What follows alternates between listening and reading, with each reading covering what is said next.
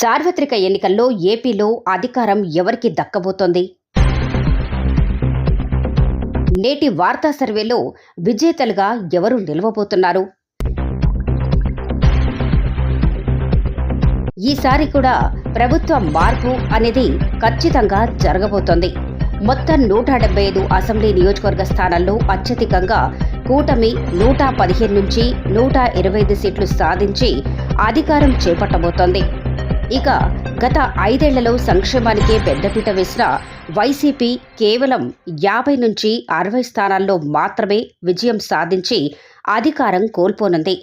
ఇక పార్లమెంటు స్థానాల్లోకి వస్తే మొత్తం 25 స్థానాల్లో కూటమి 15 నుండి 18 సీట్లు, వైసీపీ 7 నుండి 9 సీట్లు, కాంగ్రెస్ ఒకచోట విజయం సాధించబోతున్నాయని సమాచారం.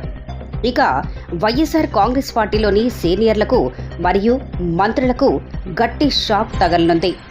రాష్ట్రంలో అభివృద్ధి లేకపోవడంతో ప్రజలు కూటమి వైపు మొగ్గు చూపారు అన్నది స్పష్టంగా కనిపిస్తుంది. కూటమి విజయంలో జనసేన పాత్ర కీలకంగా వ్యవహరించింది. ఇదే సమయంలో పిఠాపురం నుండి ఎమ్మెల్యేగా పవన్ కళ్యాణ్ భారీ మెజార్టీతో విజయం సాధించబోతున్నారని సర్వేలు స్పష్టంగా తేలాయి.